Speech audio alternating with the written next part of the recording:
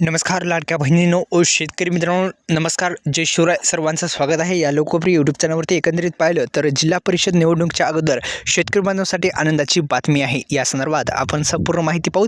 पण व्हिडिओ आवडल्यास लाईक करा. चॅनलला जर आपण सबस्क्राईब केलं नसेल तर सबस्क्राईब करायला पण विसरू नका. संपूर्ण माहिती या व्हिडिओच्या माध्यमातून देण्याचा आपण प्रयत्न करूया. चला तर व्हिडिओला डायरेक्टली सुरुवात करूया. चला तर व्हिडिओला सुरू करूया. जिल्हा परिषद निवडणुका आधी मुख्यमंत्री माझी लाडकी बहीण योजनेचा हप्ता आणि शेतकरी बांधवांना खुशखबर या संदर्भात संपूर्ण माहिती पहा.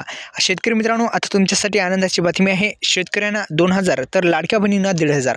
तर एकंदरीत आपण जर पाहिलं तर ही महत्त्वाची आणि आनंदाची बातमी लाडक्या शेतकऱ्यांना आणि लाडक्या बहिणींना.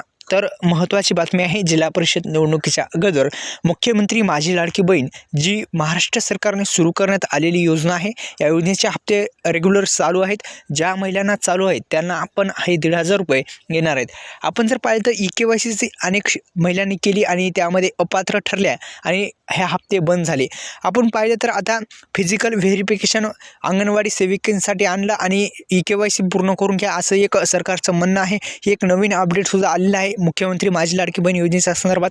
आता नमूद शेतकरी योजनेच्या संदर्भात काय आहे तर नमूद शेतकरी योजनेचा हप्ता मिळवण्यासाठी आपल्याला PM किसान योजनेचे लाभार्थी असणं महत्त्वाचं आहे आणि रेग्युलर हप्ते चालू असणं आपल्याला महत्त्वाचं आहे. तरच आपल्याला हा हप्ते येत असतात. तर अशा पद्धतीने दोन्ही हप्ते आता एकत्रित मिळणार असल्याची चर्चा आता सुरू झाली आहे. जिल्हा परिषद निवडणुकाआधी मुख्यमंत्री लाडकी बहीण योजना शेतकऱ्यांना खुशखबर आहे. शेतकऱ्यांना 2000 तर लाडकी बहिणींना 1500 रुपये मिळणार आहेत. अशा पद्धतीने या दोन्ही योजनेचे हप्ते आता जमा होण्याची शक्यता आता वर्तवली जात आहे. सध्या पाहिले तर 5 फेब्रुवारीला मतदान होणार आहे असल्याची माहिती समोर आलेली आहे. जिल्हा परिषद मतदान आणि पंचायत समितीच्या निवडणुकीचे वार आता वाहत आहेत. तर अशा पद्धतीने हप्ते जमा होणार आहेत.